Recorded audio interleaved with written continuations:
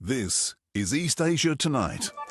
Hello and good evening. I'm Shahida Altman. Tonight's top stories. China asks the U.S. to update it on the progress of search and rescue operations as it expresses deep grief and condolences following a plane and helicopter collision that killed nearly 70 people, including 2 Chinese nationals. Myanmar's military government extends the country's state of emergency a day before the anniversary of a 2021 coup that put it in control. U.S. President Donald Trump's tariff campaign set to come into play as early as tomorrow, with leading trade partners China, Mexico and Canada in the crosshairs. And the number of foreign workers in Japan reaches a new high, underscoring the country's deepening labor crunch and growing reliance on foreigners.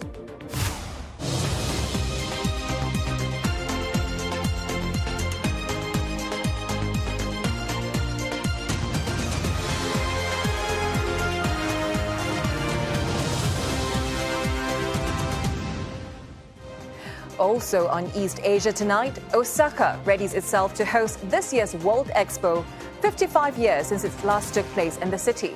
We look at the state of preparations amid growing criticism over costs and slow construction. And we turn to Malaysia to see how it is leveraging its diverse multicultural communities to give cultural tourism a boost.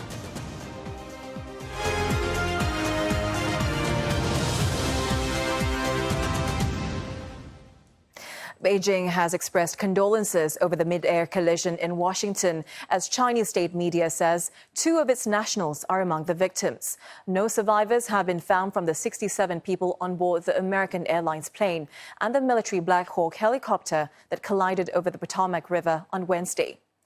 A spokesperson for China's foreign ministry says Beijing requested the U.S. to promptly update it on the progress of the search and rescue operations, swiftly clarify the cause of the accident, and properly handle follow-up matters. The following images may be distressing for some viewers. Now, CCTV footage captured by EarthCam shows the moment of collision as the American Airlines plane was making its final approach to Reagan National Airport. The cause of the incident remains unclear. The New York Times cited a preliminary FAA report as saying that air traffic control staffing was not normal. One person was apparently handling both helicopters as well as planes, usually the job of 2 people. For now, recovery operations have paused due to dangerous conditions in the water. Nick Harper has more. The wind has picked up and the rain has started, and it's creating freezing temperatures here just outside of Washington, D.C. This storm is expected to increase overnight into the next day. And because all of the passengers are presumed dead, there simply isn't that urgency for rescue crews to get into the water. So with the conditions worsening, they're trying to keep all of those rescuers safe through the night. We're waiting to hear whether or not those rescue operations will begin at dawn as they normally would, or whether they'll wait later on in the day. But we do know that they have recovered a key piece of the puzzle to trying to work out what went wrong. The 2 black boxes from the plane, that's the flight data recorder and also the cockpit voice recorder. Both of those will be central to the National Transport Safety Board's investigation. They say they'll be putting out a preliminary report in about 30 days. You mentioned, though, potential staffing shortages in the air traffic control tower, and they'll also be looking probably at reports that there was a near miss just 24 hours before the fatal crash at the same airport, where a plane that was coming into land had to be diverted, come back and return for a second run because a helicopter was in its flight path.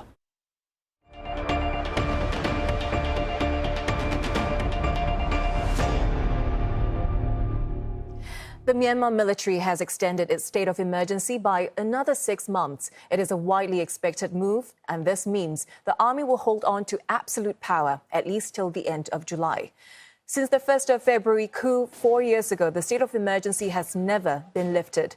Elections can't be held during such a time. Now, this means planned polls only be held after July, provided the state of emergency is not extended again by then. Meanwhile, calls by the international community, such as neighbouring China and ASEAN, to end violence have fallen on deaf ears. The army has also refused to free political prisoners, including President Win Min and State Councillor Aung San Suu Kyi, who are both cut off from the world. And earlier we spoke with Kim Aris, son of deposed State Councillor Aung San Suu Kyi. Mr. Aris told CNA he firmly believes his mother is still in jail instead of house arrest. CNA's Leong Wai Kit started by asking Mr. Aris how he's been trying to re-establish contact with Ms. Suu Kyi since then. I've made numerous attempts. I've sent letters and care packages. I've asked to be allowed to see her in person, as is her human rights. And I've talked with the International Red Cross. And after all of these attempts, I haven't received any response. I'm just curious, how many times have you read and reread that letter? Well, quite a number of times, but that is the only letter that I've received. It wasn't that much of a surprise since I had sent her a care package and a letter prior to that, and that letter was in response to that letter which I sent to her. But that is the only correspondence so far. She couldn't say a great deal in that letter since we know that our letters will be read and censored, so she couldn't talk about it that much. But I know that the conditions that she was being held in, she was feeling the cold and feeling the heat, and she was having ongoing health concerns. Well, as far as I'm aware, she's definitely in prison rather than house arrest. Many people think she's still under house arrest or that she was moved to house arrest, but that isn't the case as far as I know. And she's been held apart from the other prisoners, so essentially she's in solitary confinement. Why are you so confident she's still in prison? I think I would have heard that if she had been moved, the military would have made more of that they would have made sure that everybody knew that she was under house arrest. And for more, we're now joined by CNA's Leong Wai Kit, who has been monitoring Myanmar closely after the coup took place. Wai Kit, it's good to see you here. So the state of emergency extended for another 6 months, and that probably means prolonged military control, likely continued violence. Politically, there's still no solution 4 years on. We know that ASEAN has been trying. China has ramped up efforts on Myanmar. The ultimate question is, who would have the eventual influence on Myanmar? Well, quick answer, easy answer, China. And I say this because politicians will always say they want a Myanmar-owned, Myanmar-led resolution. That's not happening. The Myanmar military is not taking accountability for its actions. So that's not happening. World leaders will back ASEAN and putting ASEAN in the front and center of driving this resolution. But there's not much that has been done since ASEAN took over this hot potato, to quote Cambodia, this hot potato issue of resolving the Myanmar crisis. On the contrary, China has been the most effective. It has been able to, come up with ceasefires and truce talks between ethnic armies as well as the junta. So it's been a lot more effective if you compare all these factors. But if you speak to any China expert, they will tell you that China is not interested in taking the lead on this issue, but it has no choice because too many things are at stake. They have projects in Myanmar. China has citizens living in Myanmar as well as at the border. The violence often spills over to their side of the border. So China has to do something. And the most obvious visual cue that China is taking a step up in terms of engaging with Myanmar was during last year's Shangri-La Dialogue.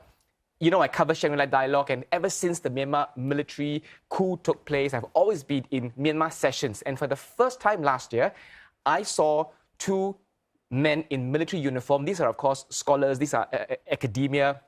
But they were in the room to signal to the world that China is present. China is listening to what Myanmar army has to say, what ASEAN has to say. So that, to me, is a visual cue that China has to step up efforts to engage with Myanmar. You say that China has to do something. The US last week, meanwhile, decided to freeze foreign aid programs for 90 days. And that move has a direct impact on Myanmar. When you look at the aspect of superpower rivalry, will such a move tilt in China's favor?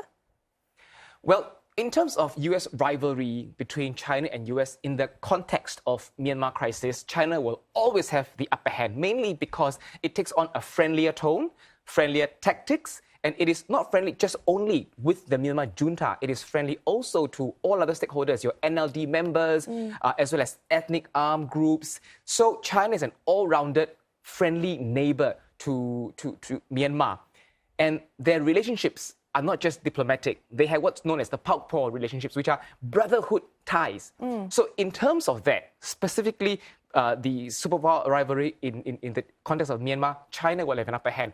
Washington, on the other hand, has very firm tactics and tone against the Myanmar military. They slap sanctions and they are very harsh towards the Myanmar military. And even the aid given to Myanmar is specifically designed to not benefit the junta. But in terms of proximity, in terms of the interests, China will always have an upper hand over Washington in the context of the Myanmar crisis and also in the context of this US superpower rivalry. Meanwhile, cyber scam centers and human trafficking operations in Myanmar that have also been in the spotlight, and many have pointed out that it was the military's failure to control this cross-border issue, which some say has led to Operation 1027. That's a massive wave of coordinated attacks by a group of ethnic armies against the military. How do you see China and the other key stakeholders riding on this development to move the needle on Myanmar? Yeah, there will definitely be renewed focus, renewed interest on Myanmar in the context of these scam centers. And I was just speaking to Dr. Mo Tuza, who is from the ICS Yusof Ishak Institute. We had a conversation about scam centers, and she rightly pointed out that this is a spillover effect because the clashes causes violence. The violence causes certain places to have no law and order. When there's no law and order, the crime syndicates go there and operate as they wish. But again, this has taken, China has taken interest in this because it has interests at stake, and so do the ASEAN countries. And coincidentally, Dr. Motosa also pointed out that this year, Malaysia is ASEAN chair, but at the same time, it is also the country coordinator for ASEAN-China dialogue. So she says that ASEAN can take this opportunity to refocus on this topic, deepen talks about the Myanmar crisis in the context of scam centers, and hopefully something can be done. Some discussions hopefully can be made out of these talks. All right, Waikit, staying on top of things in the region as always. Thank you so much for that. CNE's Leong Waikit there in the studio with us. And coming up on East Asia tonight, Samsung warns US export restrictions to further limit sluggish sales of its AI chips. And later, core inflation in Japan's capital hits a one-year high, keeping alive market expectations for further interest rate hikes.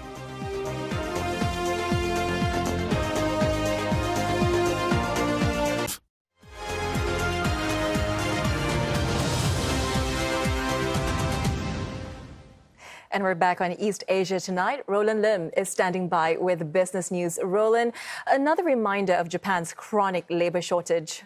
You heard right. World's fourth biggest economy becoming increasingly dependent on workers from overseas.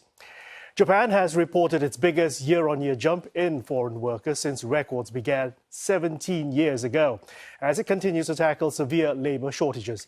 The nation's foreign workforce stood at 2.3 million as at the end of October last year. Now, that's an increase of around 254,000 people, or 12.4% from a year ago. People from Vietnam, China and the Philippines making up the top three in Japan's foreign workforce. This marks the 12th straight year of record-breaking increases, highlighting Japan's rising dependence on overseas labor as the nation struggles with a shrinking workforce, a trend that has persisted since the working age population peaked in 1995. The number of businesses employing at least one foreign worker has also hit a record high of around 342,000, and that's up 7.3% from a year ago. Now, small businesses have been hit particularly hard by the labor shortage, with more than 60% of small and medium-sized businesses reporting labor shortfalls. Now, nearly 80% of those 342,000 businesses are smaller firms with fewer than 100 employees. Japan has the world's second oldest population after Monaco, according to the World Bank. The aging nation will need 6.88 million foreign workers by 2040 to meet its growing targets, according to an estimate by the Japan International Cooperation Agency. More data to support the Bank of Japan's plans to pursue further rate increases, an uptick in inflation for the Tokyo metropolitan area today, and other key data suggest that Japan's moderate recovery continues. Consumer prices, excluding fresh food in the capital, climbed 2.5% in January from a year ago, and that's the fastest pace since last February. Overall price gains also sped up to 3.4%. That's the fastest clip in nearly 2 years as the cost of fresh food jumped. Separately, the labour market remains tight with the jobless rate at 2.4%, and industrial production and retail sales were also broadly better than expected. However, BOJ Governor Kazuo Ueda says that the central bank will continue to maintain a loose monetary policy for the time being.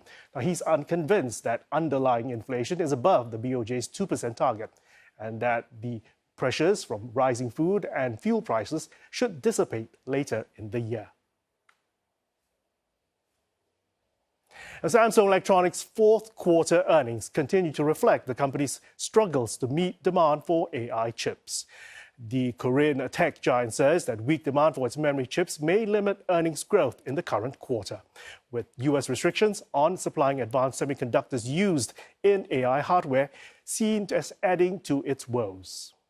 The chipmaker's fourth quarter net profit rose 22% on year to about $5.4 billion, and that's above market expectations of $4.9 billion.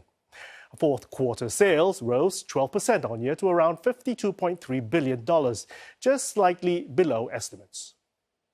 Operating profit from its chip business slowed to $2.1 billion in the December quarter. The firm says the fourth quarter fall-off was down to soft market conditions, especially for IT products, and an increase in expenditures, including R&D, as well as the initial ramp-up costs to secure production capacity for cutting-edge chips. Bloomberg reports Samsung has obtained approval to supply its high-bandwidth memory chips to AI giant NVIDIA. Remember, high-bandwidth memory is essential for AI and paves the way for chip makers to expand their share in the growing AI segment. Quick check on its shares. It fell 2.4% after the company warned of sluggish sales. Broader Kospi Index benchmark also ending in the red. The U.S. is reportedly looking into whether DeepSeek secured restricted advanced NVIDIA chips through third parties in Singapore to develop its AI model. Now, China's DeepSeek last week launched its chatbot, establishing itself as a formidable challenge to the likes of OpenAI's ChatGPT. And that stirred concerns about U.S.'s lead in AI, sparking a rout that wiped out around $1 trillion of U.S. tech companies. DeepSeek previously said it used NVIDIA's H800 chips that may have been purchased legally in 2023. The current restrictions on NVIDIA's artificial intelligence processors are aimed at stopping most sophisticated chips from reaching China. Sources say there have been cases of organized AI chip smuggling to China, tracked out of countries including Malaysia, Singapore, and the UAE. NVIDIA says many of its customers have business entities in Singapore and use those entities for products destined for the US and the West. It has urged all partners to comply with all applicable laws. Reports meanwhile suggest DeepSeek also has NVIDIA's less powerful H20 chips, which can still be shipped legally to China. Meantime, South Korea's privacy watchdog says it plans to inquire about the management of users' personal information from DeepSeek as concerns rise over data shared and harvested by the startup. Seoul's privacy regulator says they will be sending a written request to the company as early as today for information on how it collects and processes data. Authorities in other countries, including France, Italy, and Ireland, have also begun probes into DeepSeek's use of personal data. Shares of SK Hynix, a key supplier to NVIDIA, tumbled more than 11% today, coming back from a 3-day holiday break. This is in reaction to the startup DeepSeek, raising question marks about investments into the AI race. SK Hynix shares ending the week 10% in the red, but still up 16% so far this year. SK Square, the holding company of SK Hynix and an AI chips investor, also took a hit today. Meantime, Korean internet companies could potentially benefit from cheaper AI-related costs. Their shares caught a boost. The shares of tech giant Kakao Corp climbing as much as 9%, while Naver Corp, which operates South Korea's biggest internet portal, that gained 6% today. Donald Trump's tariff campaign is expected to step up gear as early as tomorrow, after the U.S. president threatened to expand the levies on key trading partners Canada and Mexico and possibly China. In his second term, Mr. Trump has signaled a more aggressive and fast-paced trade policy, promising blanket tariffs on goods imported into the U.S. Mexico, China and Canada are the first in his sights. They account together for nearly $3 trillion worth of goods, or 42% of total U.S. imports bill. Now, these trading partners have been in the crosshair of Mr. Trump's tariff threats, with rates of up to 25% proposed for goods from Canada and Mexico. The measures are aimed at addressing issues like illegal immigration and the fentanyl crisis. For China, the U.S. president has floated a 10% tariff. That's a far cry from the 60% he proposed during his campaign. As this builds on the trade tensions of Mr. Trump's first term, which saw the launch of a trade war with China in 2018 in an attempt to reduce the U.S.'s growing trade deficit. The first salvo was a 25% tariff, or $34 billion worth of Chinese imports. Now, the tariffs escalated in the ensuing months, with the total amount reaching $360 billion by the end of 2019. Now, in retaliation, China imposed tariffs on $110 billion worth of U.S. products. The standoff led to phase one trade deal between the Trump administration and China in early 2020. The agreement required China to purchase an additional $200 billion worth of U.S. goods by the end of 2021, covering manufacturing, energy, agriculture and services. Now, the deal also involved tariff reductions on some imports from China. However, the deal fell short of its ambitious goals. The Peterson Institute of International Economics said that in a 2022 report that China had only achieved 58% of its agreed-upon targets, with sectors like agriculture performing better than energy. Although it's acknowledged that the disruption to trade from the COVID-19 pandemic complicated efforts to meet the agreement's targets. Under the Biden administration, and focus shifted to diplomacy, but Mr. Trump's tariffs largely remained in place. They generated over $233 billion in customs duties by early 2024, with more than half collected during the Biden's presidency. In light of the mixed results for phase one, President Trump has ordered a review of the deal to determine China's compliance with its commitments. That review set to conclude by the 1st of April. And you're up to date with the business news. Shahida, back to you. All right, thanks very much, Roland. Now, coming up on East Asia tonight, a killer drug problem in America is at the heart of President Trump's tariff threats against China. What's driving the fentanyl crisis and what's Beijing accused of? And U.S. concerns over the perceived Chinese influence over the Panama Canal is set to overshadow top diplomat Marco Rubio's upcoming trip to Central America.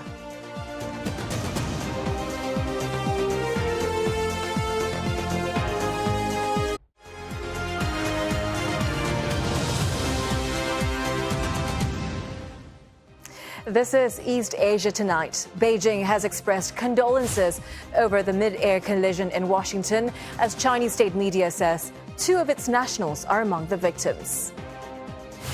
Myanmar's military government extends the country's state of emergency 1 day before the anniversary of the coup that put it in control. And U.S. President Donald Trump's tariff campaign set to come into play as early as tomorrow, with leading trade partners China, Mexico and Canada in the crosshairs. Staying with the U.S.-China relations, the long-running fentanyl crisis in America lies at the crux of President Donald Trump's most recent threat to impose import tariffs on Chinese goods. He describes China as an abuser that has facilitated trade in the precursor chemicals of the highly potent drug, which has become one of the biggest killers in U.S. history. We're talking about a tariff of 10% on China based on the fact that they're sending fentanyl to Mexico and Canada. How soon on those tariffs? Probably February 1st is the date we're looking at. The matter was discussed by Chinese President Xi Jinping and Donald Trump just weeks ago in a call President Trump described as, quote, very good. Now, the U.S. and China have been cooperating on anti-drug efforts for 40 years. The latest collaboration in September saw Beijing introduce new regulations to tighten controls on fentanyl ingredients.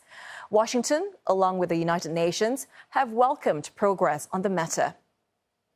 There have definitely been some efforts within China to better control some of the precursor production within China. And one thing that we've seen whenever there are policies put in place in China, whenever there are controls put in place, those controls tend to work really well, and they tend to put quite a lot of effort on making sure that they work well. But policing fentanyl is inherently difficult. It is a synthetic drug. Its potential manufacturing methods are limitless. More than 1,400 analogues of the drug have been reported in scientific literature. And that's why, despite more than 30 years of Chinese regulation, criminals continue to discover new ways to make fentanyl using other chemical precursors that have legitimate industrial uses. There is a thriving cottage industry of small chemical plants doing so illicitly, partly bolstered, some Western analysts say, by industrial policies aimed at boosting Beijing's chemical and pharmaceutical sectors. Now, last April, a bipartisan U.S. congressional committee accused the Chinese Communist Party of being directly complicit in the U.S. fentanyl crisis. Its report found China subsidizing the manufacture and export of illicit fentanyl materials and called Beijing out for strategically and economically benefiting from America's issues with the drug. China points the finger back at the U.S. 美国毒品泛滥的根源在于自身，解决问题的钥匙也在美方自己手中。奉劝美方一些政客正视美国自身的问题，在加强国内监管、减少国内需求方面，推动采取更多实质举措，而不是内秉外治。 甩锅推责。 A Chinese state media accuses the U.S. of being addicted to the money behind its opioid crisis, alleging Big Pharma has played a major role in lobbying Washington. But amid the bickering, there are glimmers of hope. Public health data shows a 22% drop year-on-year in drug overdose deaths across the U.S. Researchers are uncertain why this is the case, but the reversal from regular increases in previous years at least is in the right direction. Now, U.S. top diplomat Marco Rubio has echoed some of President Donald Trump's concerns about Chinese influence over the Panama Canal. He is warning that Beijing will shut it down if there is conflict with the U.S. Mr. Rubio says he has zero doubt that China has contingency planning to do so and that it is a direct threat. He also added that he would argue the canal is already in the arms of the Chinese. The Panamanian government has vehemently denied ceding operations of the canal to China, even though a Hong Kong company operates ports on either extreme of the waterway. Chinese officials insist it is fair to all. Now, this issue is likely to take center stage when Mr. Rubio visits Central America on Sunday for his first foreign trip as the U.S. Secretary of State. Panamanian President Jose Raul Mulino, though, has already ruled out discussing control over the waterway with the U.S. diplomat. En torno al tema del canal es imposible. Yo no puedo negociar, y mucho menos abrir un proceso de negociación sobre el canal. Eso está sellado, el canal es de Panamá. Lo único que yo deseo es quitar mucha basura del camino, limpiar la mesa y poder conversar con amplitud con los Estados Unidos y con mucha franqueza. Yo no aspiro a más nada. And for more coverage on Trump's expansionist policies, do log on to our website, cna.asia, for stories such as this one. A poll showing Greenlanders overwhelmingly opposing to become part of the United States. Authorities in Japan are intensifying efforts to reach a truck driver after his vehicle plunged into an expanding sinkhole in Saitama City, that's northeast of Tokyo. The rescue is now in its fourth day, with the driver not heard from since the incident. Rescuers are working around the clock as the 72-hour threshold of survival passed. Officials are now preparing to install a ramp leading into the sinkhole, which has since grown to almost the length of an Olympic-sized swimming pool at about 40 meters wide and 15 meters deep. Once that platform is in place, rescue crew can then move in to clear the rubble and search for the 74-year-old driver. But it could still take days for the ramp to be put into place. More than 1 million residents, meantime, have been told to cut back on water usage to prevent worsening the situation of the leaking sewage. The cavity was thought to have formed due to sewage leaking from corroded pipes. Residents in nearby homes have been ordered to evacuate. Now, 5 Thai citizens have been released by Hamas in a move separate from the Gaza ceasefire deal with Israel. They are now recovering in a hospital in Israel. They were welcomed at the Shamir Medical Center with hospital staff waving Thai and Israeli flags. The returnees spoke to their families in Thailand and were surrounded by medical teams and Thai embassy staff. Officials say their condition remains reasonable. The Thai nationals were working as farm laborers in Israel. They were captured after armed militants burst through the border fence on the 7th of October 2023. CNA's Saksit Sayasombat traveled to the home of one of the families in Thailand, eagerly awaiting the return of their son.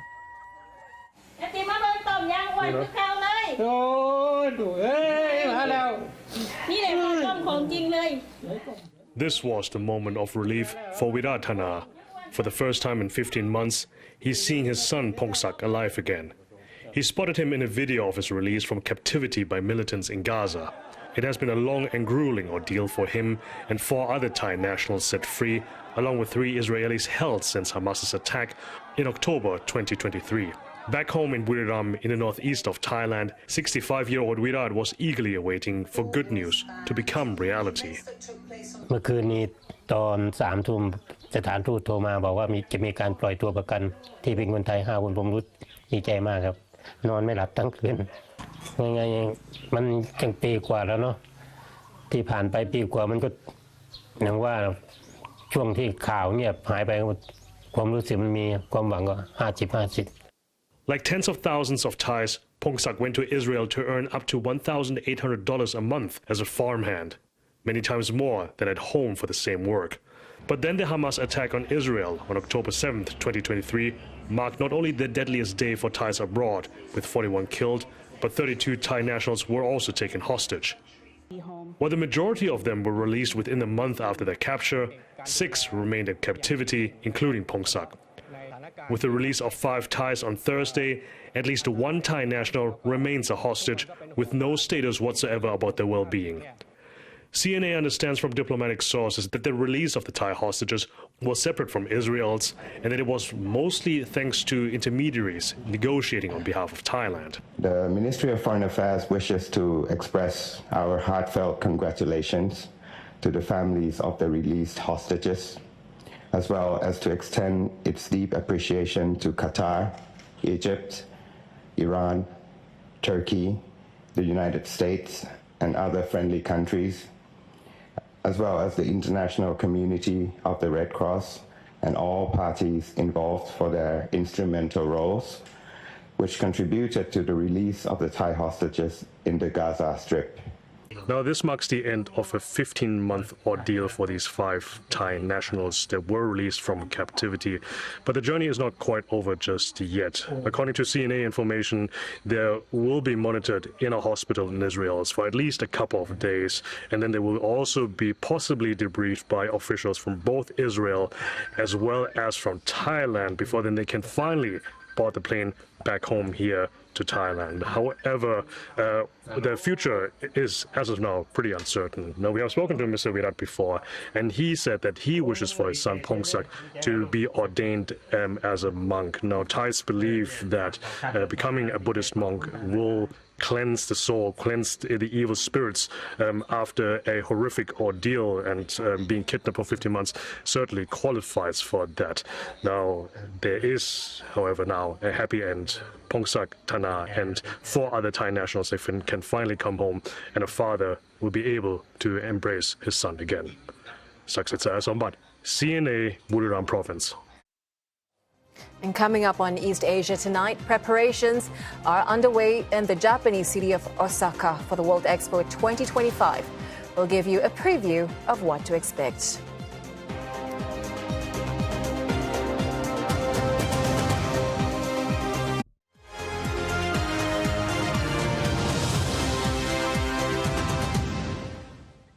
Hello again. Japan is gearing up for World Expo 2025, which will officially open in Osaka in mid-April. Now, the theme of the once-in-5-year event is Designing Future Society for Our Lives. The Osaka Expo will feature 158 countries and regions from around the world. But with 3 months to go, the event is drawing criticism for rising costs and slow construction. CNA's Michio Ishida gives us a preview and update on the state of preparations. This is the site of the Osaka World Expo, a man-made island the size of 220 football fields, and a playground for the world's best architectural minds. Renowned Japanese architect So Fujimoto designed this magnificent wooden structure known as the Grand Ring. Much of its wood comes from within Japan, including those from Fukushima, which was hit by a nuclear accident in 2011. Timber from Fukushima near the nuclear disaster zone will be tested for its radiation level before it could be used here. Inside the gigantic structure, which is 2 kilometers in circumference, visitors can take shelter on rainy days and keep cool during the hot summer months. In Japan, we have very long history of the wooden construction, like from more than 1,000 years ago. Traditionally, we use the wooden plank. But in here, because of this large scale and because of this latest architectural regulations, we need more stronger joints. That's why we combine metal joints and wooden columns and the timber together to update the traditional method for the future. On top, a ring-shaped walkway covers the structure. Walking on it offers a view of not only the entire expo, but also the site of the city of Osaka, all the way to the Sea of Setouchi. As construction gathers pace, eventually doting the 155-hectare site will be a total of 47 pavilions, including this giant red ball. The red round object is a Singapore pavilion called Dream Sphere. It's one of the first pavilions to start construction. That's back in last January. The exterior was completed in November. Installation is taking place. At the final and 5th international participant meeting for the Osaka Expo held in January, the Singapore Tourism Board made a presentation on the concept of its pavilion design and the message behind it. From afar, it looks like one red dot. But as you get close, you can see that it's actually covered by over 17,000 recycled discs. And these come in different shapes, different textures, and even different shades of red. And these represent the diverse dreams of Singaporeans who have collectively helped to contribute to building the Singapore society of today. As of mid-January, Japanese media say only 3 pavilions out of 47 have been completed, and 10 may not make it in time for the opening in April. Ticket sales have also been slower than expected, with just a little over half the 14 million tickets sold, and mostly to companies. And its booking system blamed for being too complicated. It's true that people have to buy one and then book a reservation slot, and that also could mean that people are delaying their purchase until they're ready to book that actual slot. Whereas in previous expos, you bought a ticket, you went any day that you wanted. Regardless, Osaka's hospitality industry is gearing up for an expected surge in the number of foreign guests. This business hotel in downtown Osaka told me they are looking to hire more staff with foreign language skills. 従業員にはもうこれからたくさん万博が始まるとお客さん来られるんで、しっかりと日本の良さ、大阪の良さを発信していこうというふうに葉っぱかけながらやってます。はい。Still, many have yet to warm up to the upcoming event, such as the owner of this local eatery that sells okonomiyaki, a type of Japanese savory pancake. It's a must-try snack for visitors from outside Osaka. ワクワク感とか期待してるみたいな感じの雰囲気はまだ感じてないですね。行こうかという声とかチケットを手に入れたっていう方はまだお会いしたことないですね。According to a Mitsubishi Research Institute survey in October, only a quarter of those polled said they would want to visit the expo. Still, organizers think interest will grow once the event gets started, as was the case of the 1970 Osaka Expo and 2005 Aichi Expo. With the help of Myaku Myaku, the expo mascot, they aim to attract more than 28 million visitors. Michio Ishida, CNA, Osaka. The Korean New Year is celebrated over a stretch of 3 days. Residents both in North and South Korea may mark the occasion by eating tteokguk, a dish that symbolizes rebirth or new beginnings. It is a milky broth that comes with thinly sliced cakes made with rice. Other ingredients that can be added to the dish may include chicken, egg, seaweed, and onions. Boiling the slices in the soup will allow the cakes to absorb the flavors, but it's also so much more than a festive dish.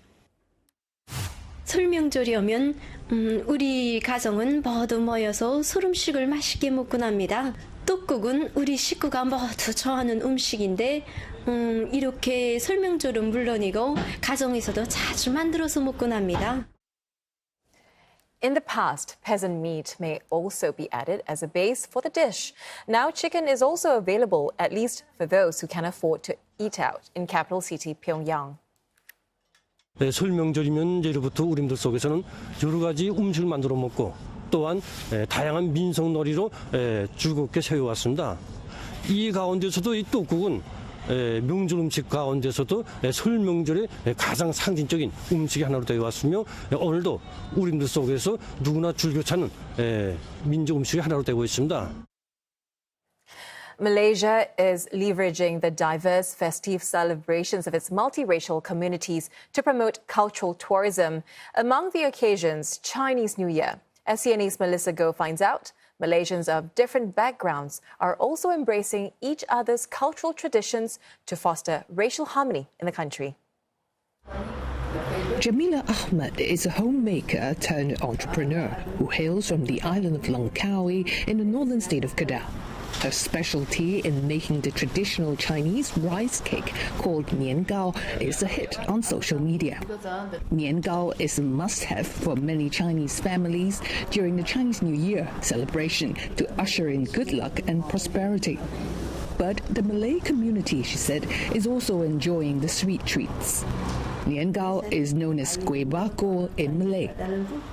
Sebenarnya Kak Jamilah memang suka makan kuih bakul daripada dulu. Memang masyarakat Langkawi memang kita dengan bangsa macam Chinese ke apa, memang kita kawan erat lah.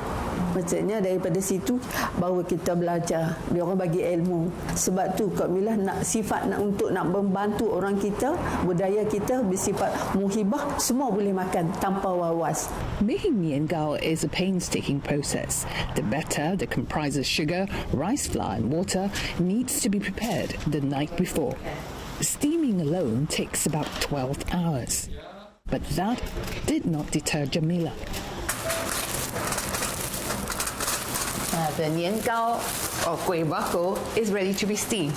Now, it's a painstaking process that will take, some 12 hours? That's overnight. Let's go to the steamer. Steaming nian must be at low heat, she said. And once the nian are cooled, it's time to remove them from the mold and trim off the excess banana leaves. Now, it's still a bit wet at the bottom. Now, Kak Jamila said you must dry them under the sun for at least an hour. Otherwise, mold starts to grow on the side. Now, a nian can easily last up to 1 year. Sold at about $3 each, her nian are snapped up by locals and tourists by noon each day. Now, during Chinese New Year, Kak Jamila said many of the Chinese customers will be ordering nian or kuih bakul from her shop and deliver to the Muslim friends to spread the festive spirit. Jamila hopes that her nian gao will bring the multiracial community closer together. My friend pun ada bagi I. Popular, ramai I tengok dorang beli. Menghibah lah, walaupun kita raya Cina ke, raya India ke, raya Melayu ke kan. 我们是多元种，就是全部融合在一起的，很高兴啊！他们庆祝他们的过年，我们也是一起，好像一家人吧。 And it's this uniqueness of cultural diversity that the Malaysian Prime Minister can't wait to showcase to the world. There are festivals. It's celebrated by various communities here. And I am also delighted to see that we all embrace those and accept them as part of our Malaysian culture. We are ready to welcome our friends from overseas. This as the government goes big on promoting vibrant festivals and events to meet its target of attracting more than 31 million visitors this year. Melissa Goh, CNA, Kuala Lumpur. Scientists have found fundamental components of DNA in the grainy dust of an asteroid called Bennu. Now, they say this discovery tells us a lot about our own origins and where life began. Rock and dust samples collected from a deep space asteroid have been found to contain the building blocks of life.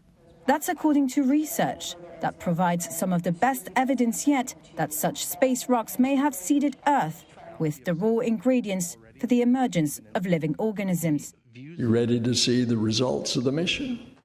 In 2020, NASA's OSIRIS-REx robotic spacecraft collected samples from asteroid Bennu, a rocky remnant of a larger celestial body that formed roughly 4.5 billion years ago. 3 years later, they were parachuted back to Earth. Here is Bill Nelson, NASA's administrator, during a press conference. And this mission will help our scientists investigate planet formation for generations to come. And it's going to deepen our understanding of our solar system. From these samples, two important findings emerged. One analysis, published in the journal Nature Astronomy, found that the samples contained a diverse mixture of organic compounds. And the other, published in the journal Nature, found that the samples contained minerals. Present in the samples were 14 of the 20 known amino acids, along with all 5 nucleobases, the genetic components of DNA and RNA. These organic compounds have all been previously identified in meteorites that landed on Earth, but scientists questioned whether they could have been contaminated by terrestrial sources. In contrast, the Bennu samples were collected directly from an asteroid and were kept pristine, ensuring their authenticity. In the early solar system, planets, including Earth, were pelted by asteroids. So while scientists did not find actual DNA or RNA in the samples, these findings shed a little more light on the role asteroids might have played to make life on Earth possible. And that wraps up East Asia Tonight. Don't forget headlines anytime at cna.asia. We're also on social media. Find us on Facebook and YouTube. Thanks for your company.